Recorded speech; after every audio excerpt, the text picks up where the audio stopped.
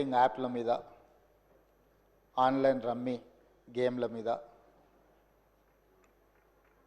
ప్రభుత్వం చర్యలు తీసుకోవాలి. పేదలకు తీరని నష్టం జరుగుతుంది. పేదలు బెట్టింగ్ యాప్లతో బలవుతున్నారు, ఆత్మహత్యలు చేసుకుంటున్నారు, రకరకాల ఆందోళనలు చేపట్టడం జరిగింది, మాట్లాడడం జరిగింది. అధ్యక్ష గత ప్రభుత్వమే 2017లో ఆన్లైన్ బెట్టింగ్ కానీ ఆన్లైన్ యాప్ వీటన్నిటి మీద నిషేధం చేస్తూ చట్టం తీసుకొచ్చింది. చట్టం చేశాం కానీ దాన్ని పకడ్బందీగా అమలు చేసే విషయంలో మరి గత ప్రభుత్వంలో కొంత నిర్లక్ష్యం జరిగింది. ఈ మధ్యకాలంలో అది చాలా వేగంగా తెలంగాణ రాష్ట్రంలో దుర్వినియోగం జరుగుతుంది. అందుకే అధ్యక్ష తమరి ద్వారా ఇది పక్క రాష్ట్రాలు, దేశము, ఇతర దేశాలు ఈ నేరం ఒక రకంగా అంతర్జాతీయ స్థాయిలో, రాష్ట్ర స్థాయి నుంచి మొదలు పెడితే అంతర్జాతీయ స్థాయి వరకు వివిధ రకాల సంస్థలు, వ్యక్తులు, రకరకాల దేశాలకు సంబంధించిన నేరగాళ్ళు అందరూ కూడా ఇందులో పాల్గొంటున్నారు.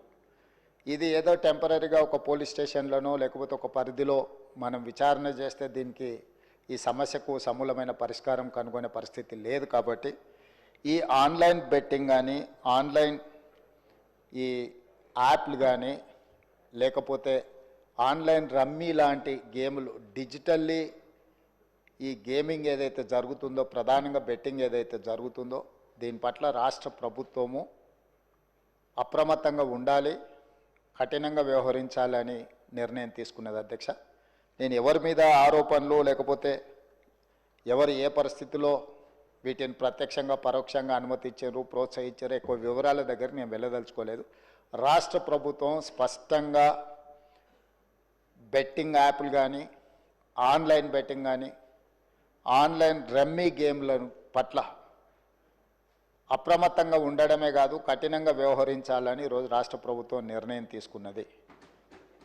దీన్ని నిరోధించడానికి, నిషేధించడానికి అవసరమైన చర్యలు తీసుకోవడానికి ఒక స్పెషల్ ఇన్వెస్టిగేషన్ టీం, వీలైతే సిబిసిఐడి కానీ లేకపోతే అధికారులతో సమీక్ష చేసిన తర్వాత ఒక స్పెషల్ ఇన్వెస్టిగేషన్ టీంని వేసి కఠినంగా వ్యవహరించాలని చెప్పి ఈరోజు రాష్ట్ర ప్రభుత్వం నిర్ణయం తీసుకున్నది. అధ్యక్ష అదేవిధంగా గతంలో చేసిన చట్టంలో దీంట్లో ప్రధానంగా 2 సంవత్సరాల కంటే మించి శిక్ష కూడా లేదు. రేపు వచ్చే సమావేశాలలో ఈ ఆన్లైన్ బెట్టింగ్ నిర్వాహకులకనే కాదు, ఆడేవాళ్లను, బాధితులను, అదేవిధంగా ఈ ఆన్లైన్ అడ్డగోలుగా నిర్వహిస్తున్న వాళ్ళ పట్ల శిక్షను కూడా పెంచడానికి అవసరమైన చట్టాలను కూడా అవసరమైతే మనం సవరించుకోవాల్సిన అవసరం ఉన్నది. అధ్యక్ష ఎందుకంటే శిక్ష కఠినంగా ఉంటుంది, ఎక్కువ కాలం ఉంటుంది అని ఎప్పుడైతే తెలుస్తుందో నేరం అనేది తగ్గుతుంది. కాబట్టి దీనికి సంబంధించి పూర్తి స్థాయిలో ప్రభుత్వం చర్యలు తీసుకోవాలని, అదేవిధంగా గుట్కా ఇట్లాంటివి కూడా నిషేధిత పదార్థాలను కూడా ఈరోజు మార్కెట్లో బాగా సరఫరా జరుగుతున్నట్టు మా దృష్టికి వచ్చింది. అధ్యక్ష వీటి పట్ల కూడా మేము అప్రమత్తంగా ఉండాలని ప్రభుత్వం నిర్ణయం తీసుకున్నది. అందుకే ఆన్లైన్ బెట్టింగ్, ఆన్లైన్ యాప్లు, అదేవిధంగా ఆన్లైన్ రమ్మీ ఈరోజు నిన్న మీరు టీవీలలో, పేపర్లలో పోలీసులు కేసులు నమోదు చేసి వాటికి ప్రచారం కల్పించిన వాళ్ళను పిలిచి పోలీస్ స్టేషన్లలో విచారించడం జరిగింది. వాటికి ప్రచారం కల్పించే వాళ్ళను పోలీస్ స్టేషన్లో పిలిచి వాళ్ళను విచారించడం ద్వారా ఈ సమస్యకు పరిష్కారము శాశ్వతంగా దొరకదు.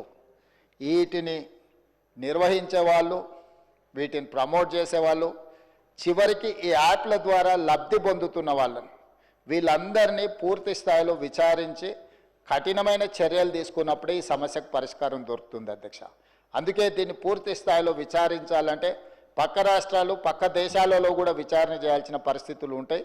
అందుకే పూర్తి స్థాయిలో అన్ని అధికారాలు కట్టబెట్టే విధంగా ఒక స్పెషల్ ఇన్వెస్టిగేషన్ టీం ఏర్పాటు చేసి ఈ రాష్ట్ర ప్రభుత్వం వాళ్ళ మీద పూర్తి స్థాయిలో చర్యలు తీసుకోవాలని నిర్ణయం తీసుకున్నారు. తమ ద్వారా ఈ సభకు, సభ్యులందరికీ, తెలంగాణ సమాజానికి ఒక స్పష్టమైన ప్రభుత్వ విధానాన్ని మేము పంపించదలుచుకున్నాము. ఎవరైనా ఇందులో ప్రత్యక్షంగా, పరోక్షంగా ప్రోత్సహించిన, ప్రకటనలకు సహకరించిన, నిర్వహణలో భాగస్వాములైన ఎవరిని కూడా రాష్ట్ర ప్రభుత్వం వదిలిపెట్టదు. ఈ రాష్ట్రంలో ఖచ్చితంగా ఇలాంటి సైబర్ నేరాల పట్ల కఠినంగా మేము వ్యవహరించడం జరుగుతుంది. రాష్ట్ర ప్రభుత్వం అప్రమత్తంగా ఉంటుంది, ఇలాంటి నేరగాళ్ల పట్ల కఠినంగా వ్యవహరిస్తుంది. ఈ సభ ద్వారా సభ్యులందరికీ నేను ఈ ప్రకటన ద్వారా ఒకే మాట చెప్పదలుచుకున్నా, స్పెషల్ ఇన్వెస్టిగేషన్ టీంను ఏర్పాటు చేస్తున్నాము. తద్వారా అందరినీ కఠినంగా అణచివేయడమే కాకుండా చర్యలు తీసుకుంటామని తమ ద్వారా తెలియజేయదలుచుకున్నా అధ్యక్ష. అదేవిధంగా అధ్యక్ష, శాంతి భద్రతల మీద చాలాసార్లు మాట్లాడుతున్నారు, చాలా విషయాలు మాట్లాడుతున్నారు. నేను ఎక్కువ విషయాలు చెప్పదలుచుకోలేదు, కానీ గత ప్రభుత్వంలో కొన్ని దారుణమైన సంఘటనలు జరిగినప్పుడు తీసుకున్న చర్యలు, వాటి వివరాలు ఇవన్నీ కూడా ఈ సభలో చర్చిద్దామంటే మాకేం అభ్యంతరం లేదు అధ్యక్ష. ఎక్కడైనా చెదురుమదురు సంఘటనలు జరిగినా, అనుకోకుంటే ఎవరైనా నేరానికి పాల్పడ్డప్పుడు నేరం అనేది ఎవరు మనకు చెప్పి ముందస్తుగా సమాచారం ఇచ్చి పాల్గొన్నారు. నేరం జరిగిన ఎంబడే ప్రభుత్వాలు వ్యవహరించిన తీరు అత్యంత కీలకం, అత్యంత ప్రాధాన్యతతో కూడుకున్నది అధ్యక్ష. అందుకే మన రైల్లో జరిగిన సంఘటన పట్ల కానీ, అది రైల్వే పోలీసుల పరిధిలో ఉన్నా కూడా మేము తక్షణమే చర్యలు తీసుకోవడానికి అన్ని రకాలుగా పోలీసులను అప్రమత్తం చేసినాం. ఏ చిన్న సంఘటన జరిగినా రాష్ట్ర ప్రభుత్వం అప్రమత్తంగా ఉంటుంది. ఆనాడు ఔటర్ రింగ్ రోడ్ దగ్గర వెటర్నరీ డాక్టర్ను మీకు తెలుసు అధ్యక్ష, సాయంత్రం పూట అక్కడ ఉన్న డాక్టర్ని ఆ రోజు జరిగిన పరిస్థితులు, జరిగిన తర్వాత పరిణామాలు మనం అందరం చూసినాం. అదేవిధంగా అధ్యక్ష, న్యాయవాదులు వామన్ రావు గారు దంపతులు స్పష్టంగా కోర్టుకు వెళ్ళి మమ్మల్ని చంపుతారు, మమ్మల్ని చంపే ప్రక్రియలో ప్రభుత్వంలో ఉన్నవాళ్ళు, ప్రభుత్వానికి సంబంధించిన వాళ్ళే మమ్మల్ని చంపడానికి ప్రయత్నం చేస్తున్నారు, మాకు సెక్యూరిటీ ఇవ్వాలి అని చెప్పి హైకోర్టులో పిటిషన్ వేయడమే కాకుండా అక్కడ కోర్టులో కూడా వాదించి వస్తుంటే నడి బజార్లో నరికి చంపినారు అధ్యక్ష.